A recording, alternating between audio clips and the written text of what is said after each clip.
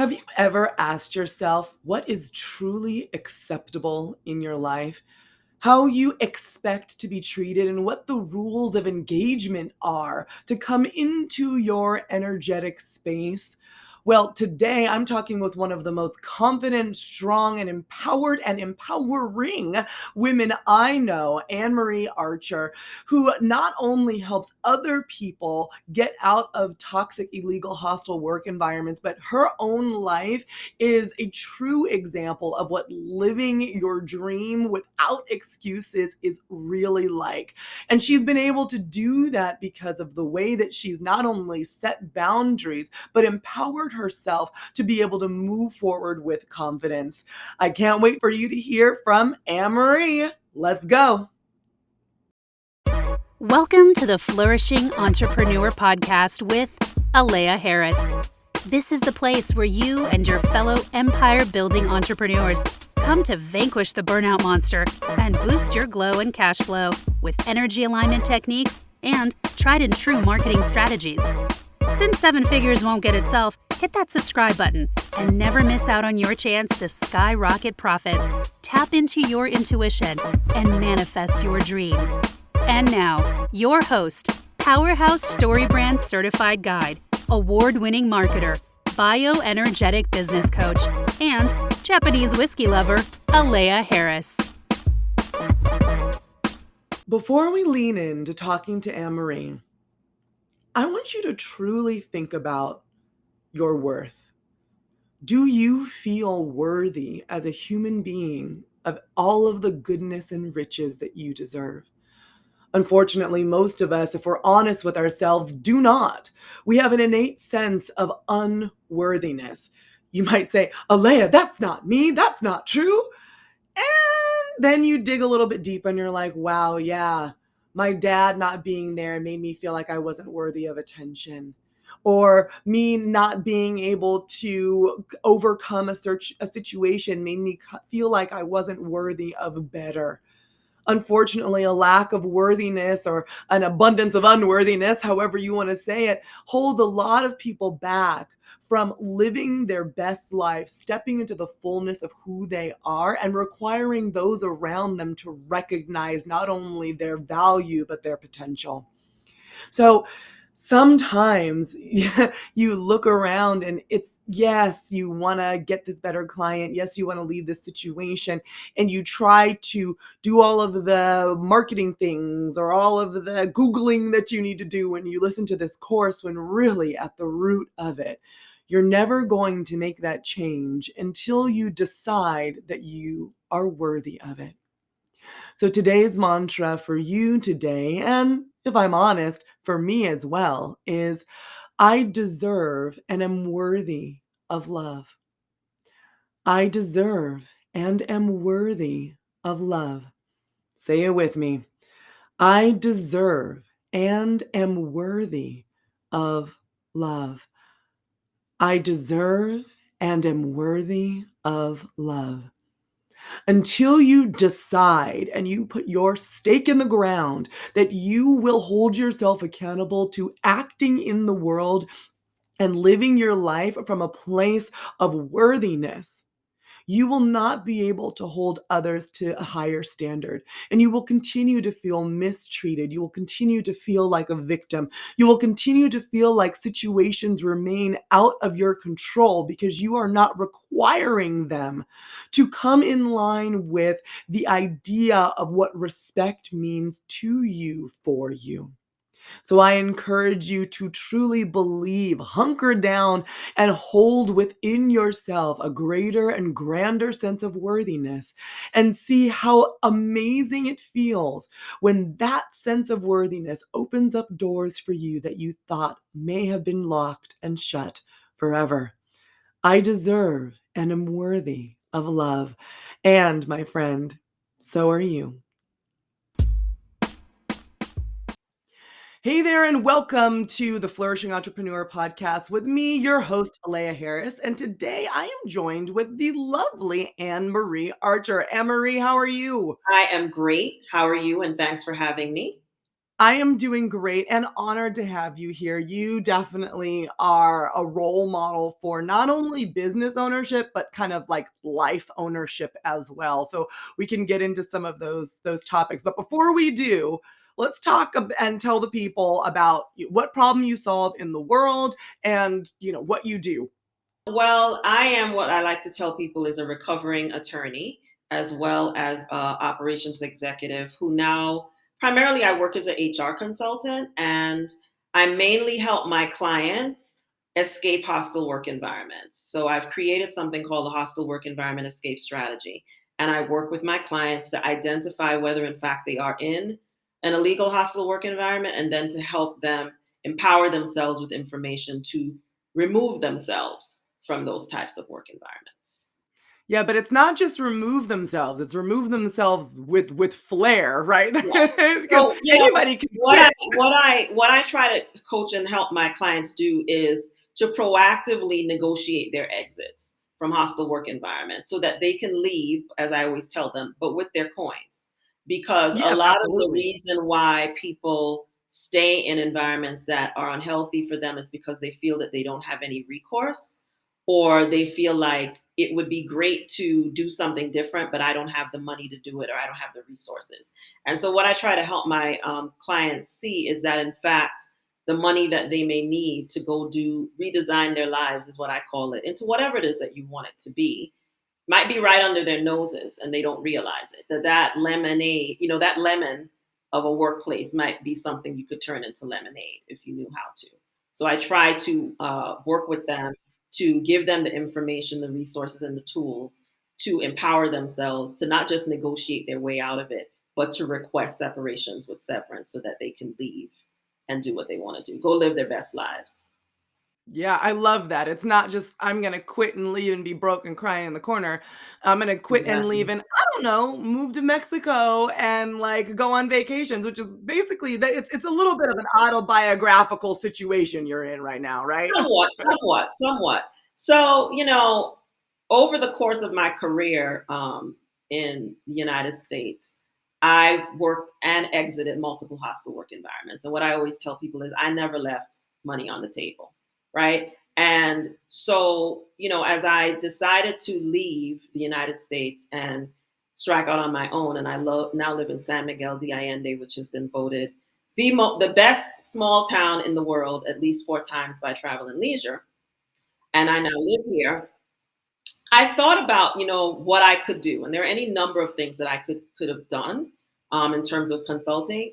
But I really felt like, as a person who oversaw HR for a really long time, I saw a lot of abuses in a lot of organizations that were perpetrated by the HR department, and I always felt like a lot of these things happened because people didn't have the right information.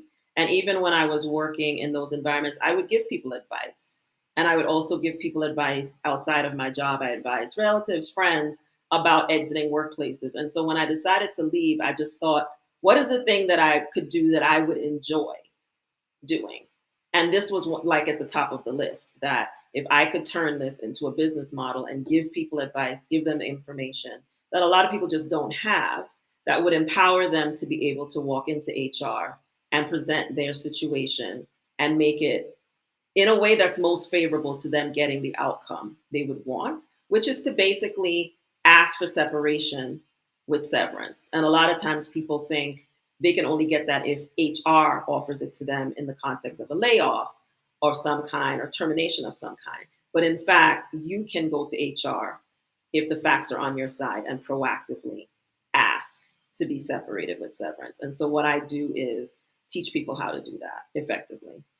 That is amazing, and it's interesting too because most entrepreneurs, before they become entrepreneurs, they have a job, and wouldn't it be great if the startup capital for your business came from that job? It's like sticking it to them, right? You're like, Putting it "Ah, to the man yeah, I is really the hated why I that, like to and think pay about me." it. Yeah.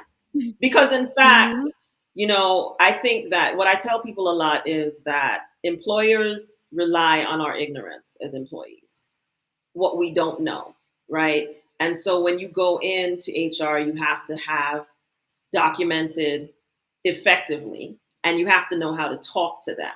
about your situation in language that they will hear and understand, right? And so that is what I really try to do for people, because in fact, the capital that you might need to start your business or to move abroad or to take a, adult gap year or all those things could come from that employer that treated you like crap for 5 years or 15 years or whatever. But if you don't ask, you'll never know whether you in Yep. fact could have gotten that money. And I'm not saying that all of them are willing to do it or that they all do it easily.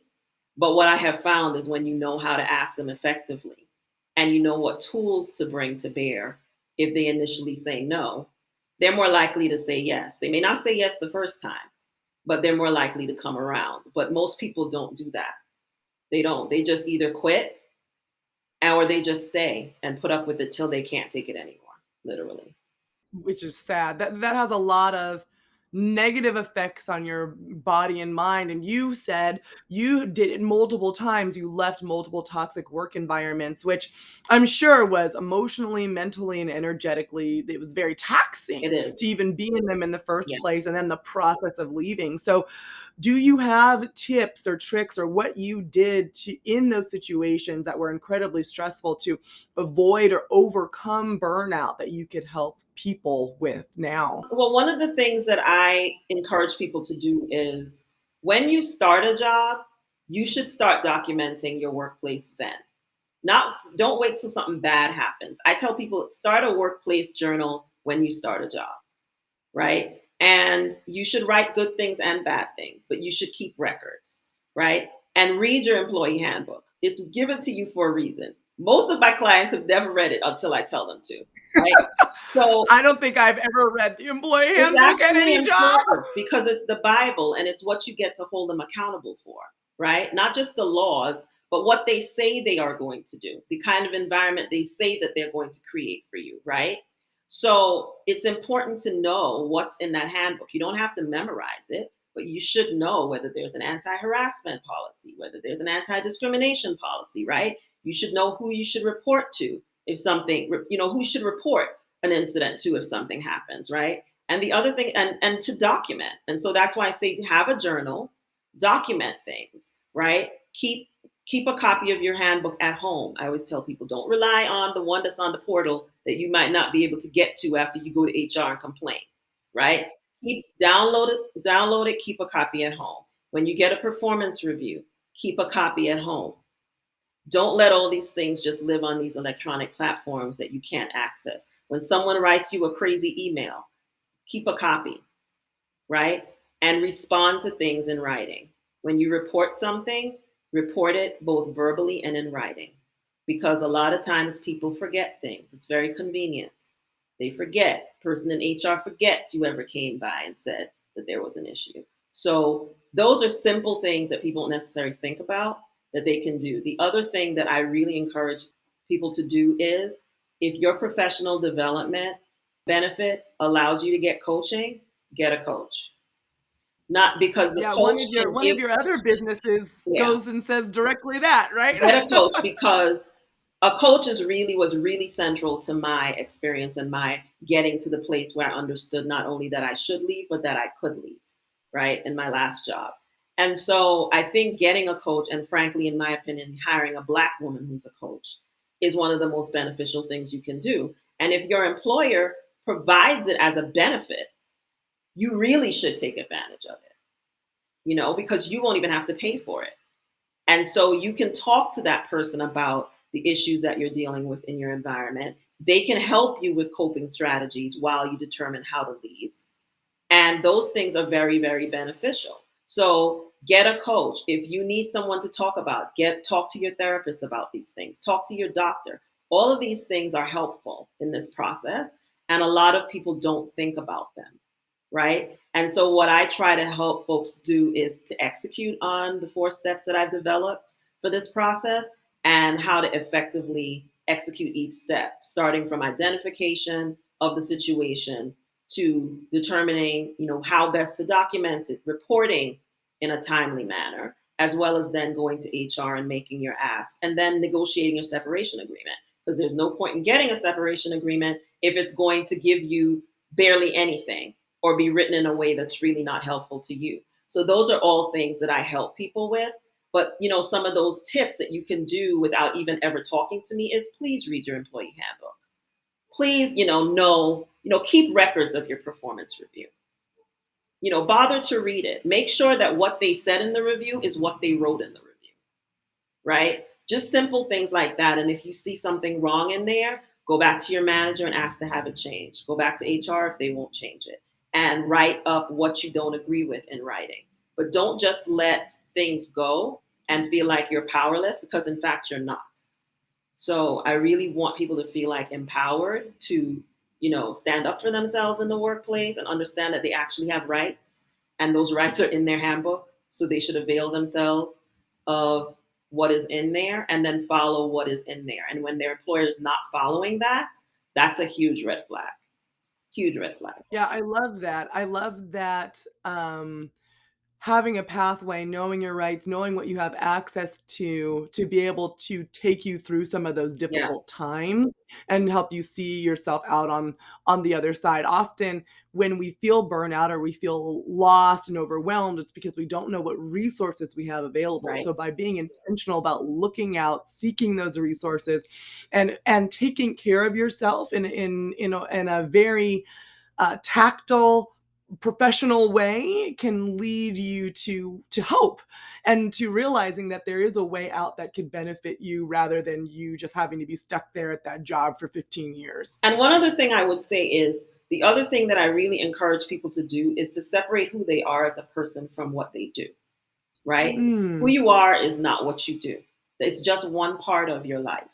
And so, I often tell people if you drop dead tomorrow, God forbid, your employer is not going to close one day in your honor.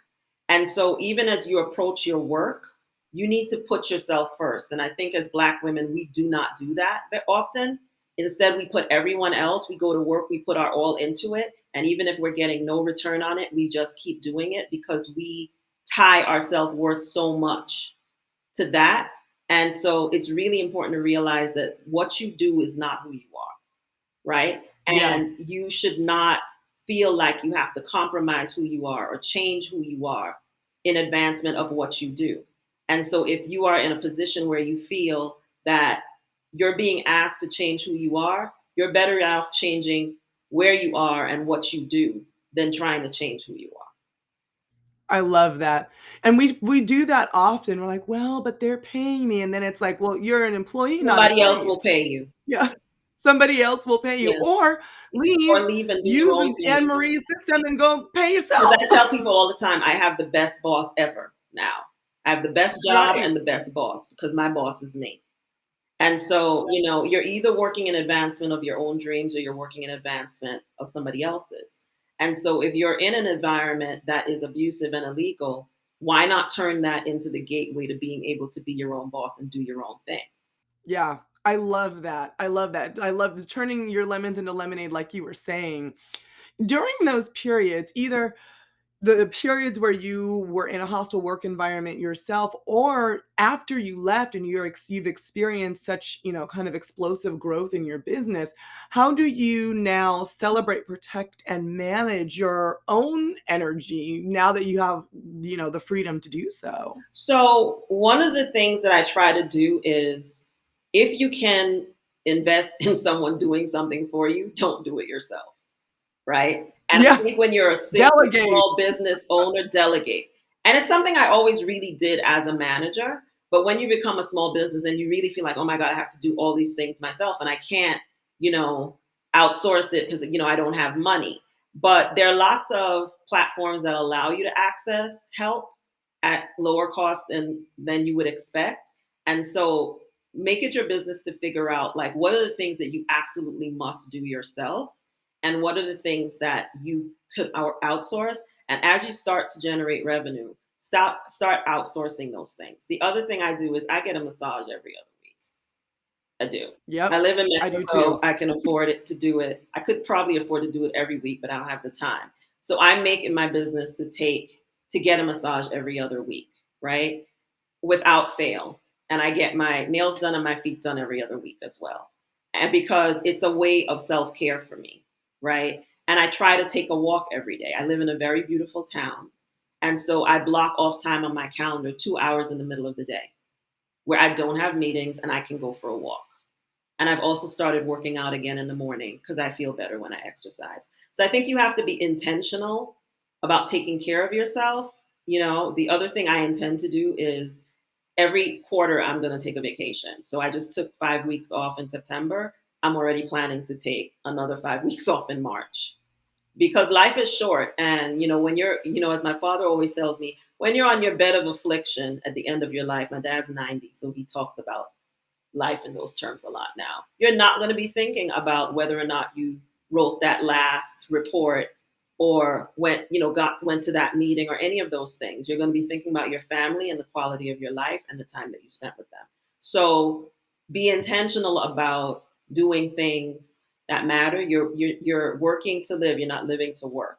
So for me, part of this has really been about giving myself a better quality of life. That's why I live where I live. And so I had to remind myself at one point, you shouldn't be working around the clock. I don't work past a certain time every day, and I don't get up before a certain time every day. And so I'm very protective of my schedule in terms of what days and what I do. I'm very organized about it because I want to have the time to actually enjoy the fact that I live in Mexico now and I live in a very beautiful town. And so I'm very intentional about it. And so what I would advise people about is be intentional. You don't have to book every single minute of every single day. I do not, I work on Fridays, but I do not have meetings on Fridays. So, and I usually try to work for maybe 4 hours on Fridays. And then in the afternoon, I don't do work stuff. I do other things. So I think being intentional about taking care of yourself is very, very important. The part of your story that always makes me, well, a lot of your story always makes me inspired. But hearing you speak with such power and confidence, I think that's, probably just innately Anne Marie. But how did you how did you get to that point going from basically being abused in your work environment to being like, no, and then setting these clear boundaries? How did you make that transition, or was there a certain moment where you were like, "No, I deserve this," The or thing what is how that did that come about? anytime in my personal experience, I determined that the environment that I was in was asking me to be something other than what I was, I made a plan to leave. I never stayed and I've never been anywhere for 15 years, except maybe my first Mm. job. And when that job changed because my boss retired and someone else came in and it became abusive, I found my way out of it, right? And so one of the things I would tell you is some of it is innate, and I thank my late mother for that because she taught me that I was good enough from not just in word but in watching her, and that even though other people might think I wasn't, that I always had to believe that I was. So I always tell people I don't know what imposter syndrome is, right? I've never believed that I didn't have a right to be in a room. I was always aware that other people might not think that I had a right to be in that room, but what they chose to think about me has nothing to do with what I should believe about myself, right? So I think it's important to know that you may end up in environments where people do not treat you the way that you deserve, but how long you stay is up to you. And how you choose to leave tells people a lot about you as well. So I feel in every environment that I left, I think people learned a lesson as well from dealing with me, that I was just not the person that was going to allow them to do what they thought that they were going to be able to do. And so it's important to stand up for yourself because people treat you how you teach them to treat you in most cases. And so the first time someone says something out of line in the workplace and you say nothing, you've taught them that what they said was okay, right? The first time somebody does something, whether in your personal or professional life, that's unacceptable to you, and you choose to be silent, you're teaching them that it's okay, right? And so what I learned early on, that if someone was going to come after me, then they would come after me for what I said, but they would never come after me for what I didn't say, because I would speak up for myself. And you don't have to be rude, you don't have to be any of that, but you do have to let people know that you have a right to be in the room and they have to treat you with respect, right? And so I think it's something that a lot of my clients, a lot of us as Black women are really beat down, and we're taught that we're not supposed to do that. If we do that, we're angry, right? Mm, And the so we angry don't want Black to say woman. anything. We're afraid to challenge anything, a lot of us. And so we just take it until we literally cannot take it anymore. And that's not the best approach. So I think it's important for us to know that it's okay to set boundaries, as you said. I always tell people, get some boundaries, set them, have them, right? And so part of that is how you treat yourself, right? So that's why I'm like, I'm not available all the time. And my clients know that. They have hours that they're allowed to reach out to me. And I have boundaries. You have to have boundaries. If you're going to be a successful at anything, you have to have boundaries. And you have to hold yourself to that first before you hold anybody else to it. I love that. I really do love that. We've on the podcast talked several times about boundaries, but the thing that I had the little aha moment when you were talking was what is acceptable and what is not acceptable. And I think we talk about boundaries, boundaries, boundaries, but I don't think people really think about really what they will allow and not allow as being acceptable, and what they allow to be, how they allow to be treated. And what's interesting too is most of it is not a proactive forethought. It's kind of like, well, in the moment, well, I haven't really thought about how I deserve to be treated. So I guess what you said to me all crazy is okay. We're going to Mm-hmm. let that slide. And that's Mm-hmm. not how that works. Right. And that's not how it should work. And it's okay to, someone says something for you to, go write an email or go by their office afterwards and say, this is what you said in that meeting, and it's not okay with me, and here's why. And I'd appreciate it if you don't do that again. Right. And then put that sucker in writing. Right. But people are afraid to do that, or it doesn't even occur to them that they have the right to do that. But in fact, you Yeah. Well, do. because they're afraid of the backlash of, oh, well, then they're going to treat me differently and da da da da da da da da. It's like, Well, well, they're then they already might, then you treating have you a really differently. strong case. Yeah. But they're already treating you differently if they think that they can talk to you any way that they want, or they can yell at you in a meeting, or a lot of the really things that, we are being subjected to in workplaces every single day, right? And so they already don't respect you because they're doing that, right? So That's a if very they're, good I point. You always like, probably if have you're less not gonna like respect. me, yeah, if you're not gonna like me, you're gonna like me because I put you in your place. And that's okay with me. But what you're not gonna do is talk to me any way that you want to. Because you're not better than me. And so knowing that you have a right to be in these spaces and to be in these rooms is the key thing. And so whether they believe that's true has nothing to do with you. So don't make it have anything to do with you. But you have to require that people treat you in a certain way. You Yeah. have to have Other people's boundaries. And opinions are none the of your first business. time, otherwise they're going to decide where the line is, right? If you don't set it, they're going to decide that there will be no line, right? So I Yep. think that's the thing that a lot of us don't do. And so we end up in these environments and we're there entirely too long. And we don't report anything, we don't complain about anything. So by the time you realize you haven't done anything, you haven't documented anything, you haven't done anything. And so I really want people to realize that you need to, from the very first day, you should be positioning yourself that if people want to act crazy, if they don't, that's great. But as Black people in these environments that were not created for us to be successful, there's a very high likelihood that somebody's going to do something crazy. And you need to be ready. You need to be prepared. Yep. I wish I had known you quite earlier in my life, Emery. I think you could have made me quite a bit of money at this I point mean, in and time. people say that to me all the time, and it makes me sad, but it's true because so many of us have been in these spaces. That's why so many of us are business owners, right? Because after you do it a couple of times, you realize I'm just going from one plantation to another one. And if I don't want to be Yep. on a plantation, I got to stop working for these people because it's going to be this or some variation of it, no matter where you go. Because for those of us who recognize our abilities and our greatness, and I think Black women have to be willing to recognize how wonderful and great we are, it becomes unacceptable to put up with this kind of nonsense in the workplace. It just becomes unacceptable. And so the question then becomes for me how you choose to leave and whether you choose to leave with your coins or whether you just leave. And so for me, at a minimum, I just want to educate people about how to ask for what they deserve before they walk out the door.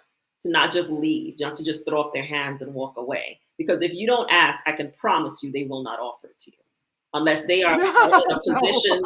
And if they do offer anything to you, it will be next to nothing, right? So Yep. don't. It's not even proper mob hush money. You're Right. like, this is They may insulting. offer you something, and if they offer you something, it's because they really know that they're exposed, right? But they're going to offer it to you and ask to have you sign something that signs away your right to ever hold them accountable. So it's really important to position to know what to do, whether they offer you something or you go to them, to position yourself to walk away, not just walk away with a payment, but to walk away with a payment that you deserve to have, rather than what they just feel like giving to you. Oh, ooh, I'm all fired up to walk away and get what I'm worth, and I have no one to All walk away from. over again, right? Okay, well, now we're at the part of the interview, one of my favorite parts, where I'm going to ask you our journal prompt question. And this journal prompt question is designed for the listeners at home to be able to answer for themselves. And then your answer kind of kicks them off maybe as their idea starter. So the journal prompt question is, what does happiness look like for you? Well, what happiness looks like for me is freedom. And that's, pretty much at the center of everything that I do now and how I try to live my life, is that I want to be free. And what I do now as my work is because I want other women that look like me to be free as well. So for me, happiness is feeling free, whether it's to not do anything on a particular day or to be able to go take a trip and spend 5 weeks in Italy if that's what I want to do. Happiness for me is being free. I love that. And how do you do that financially? So it's like you leave the company, you leave with money, but how have you figured that out financially to do that and to maintain that freedom? Because I think I planned. So you can't just up and leave. And I always tell people, don't just up and quit. You have to plan.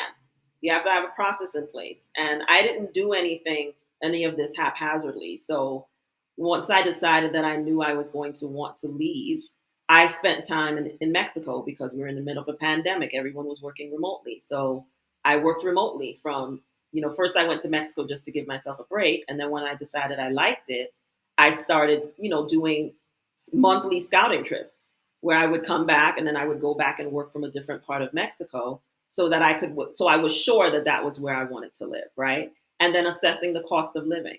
So you have to understand, you have a budget. I do have a budget. But Mexico is a place that it's inexpensive for me to live here.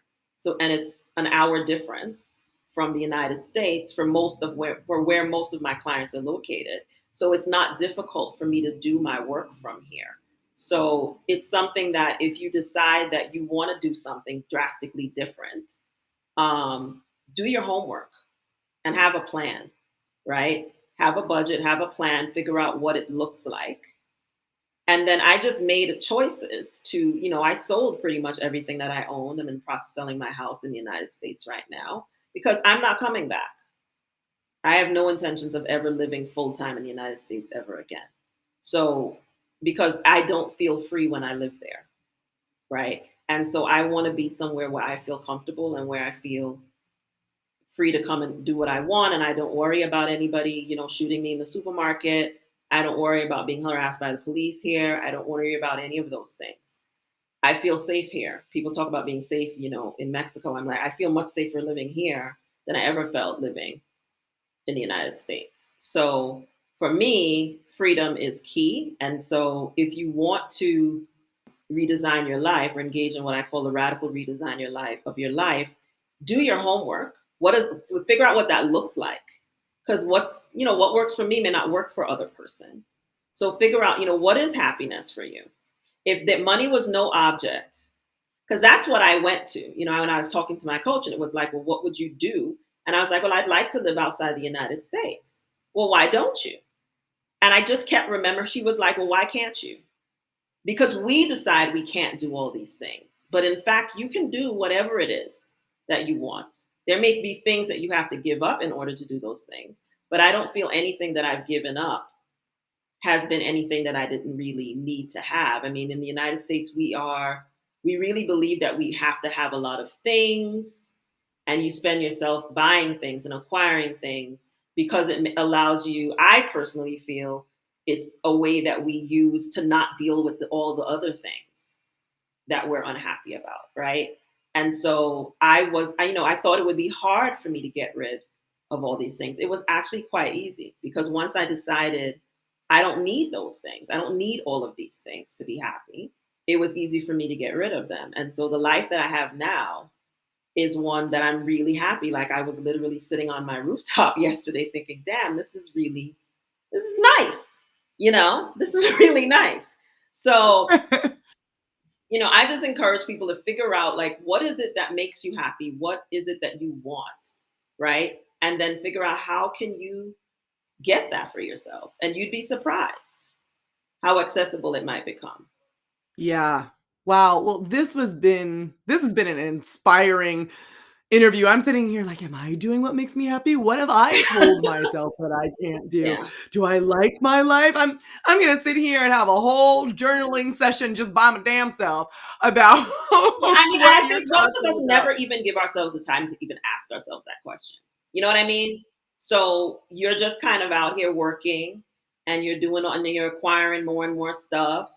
And you don't really think about why you're doing that and whether or not you're actually really happy and what does happiness look like, right? And so for me, it was kind of like, what kind of life could I create that would let me help people, but also travel, because travel makes me very happy, right? And so being able to live where I live now makes that accessible because my cost of living is much lower living here and working from here. So it's much easier. And because I, set myself up to be able to do this the way that I wanted to do it, I'm in a position where I could do this for a while without really having to be worried about it. So it's good. I love that. I love that. That is when people say living the dream, they usually say like, "Oh, you're living the dream. Oh, I wish I could." And I love the message of you absolutely can go out Mm, there and live your you dream. can. You That's absolutely can. wonderful. Yeah. Well, thank you, Emery, so much for coming and being a guest on this podcast. Please let everybody know all of the places that they can find you and soak up their own Amory wisdom for their own lives. Well, you can reach me on my website, www.baldgirlwilltravel.com. And on there, you can learn about my hostel work environment work. You can also learn about my life in Mexico. I've written blog posts. I have actually a guide about the cities that I visited in Mexico. So if you're interested actually in living in Mexico, there are actually resources on my site about that, as well as you can learn more about the Black Women Coach Directory, which I recently started, which is the primary purpose of that is to connect Black women coaches with people who need their services. I found that a Black woman coach was very central to my walking away from a hostile work environment, as well as working with someone who was a business coach who helped me to position myself to move to Mexico. So I really encourage people to visit my website. You can learn more about what I do. You can reach out to me there and contact me there.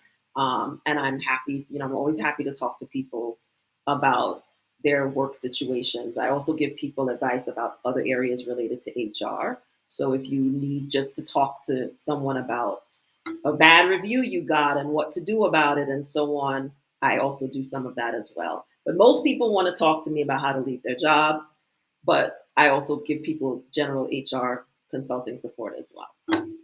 Wonderful. Well, thank you. I hope that everyone listening underneath the sound of my voice goes and finds you and is able to change their lives, especially if they are in a legal hostile work environment. I think that you are providing an amazing resource and with the Black Women Coach Directory. So thank you so much for Thank joining you us so today. much for having me. This was a lot of fun. This episode is brought to you by Bioenergetic Business Coaching by Flourish Marketing. Do you wake up feeling tired? You can't build your empire if you're cranky and exhausted. If you're fed up with fighting a losing battle against the burnout monster, it's time to fix the root causes of your issues and get aligned. Turn up the wattage on your glow and cash flow with effective business strategies. Bioenergetic business coaching is for growth-getting entrepreneurs who know they need to make a change to see better results and reach their goals. If you want to unblock your energy and unleash abundance, head to www.flourishmarketing.co/coaching to become a client. Now's your chance to step into the role of CEO, Chief Energy Officer, and flourish in business and life. Go to www.flourishmarketing.co/coaching to get started.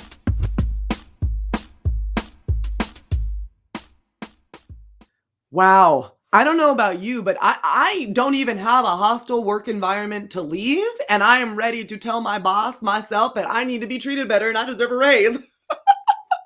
It's so funny because there's so many situations that whether we've caused them or we've allowed them to happen in our lives that are not for our highest good. And Anne-Marie gave us some tangible tools, tips, and tricks to be able to transcend those situations.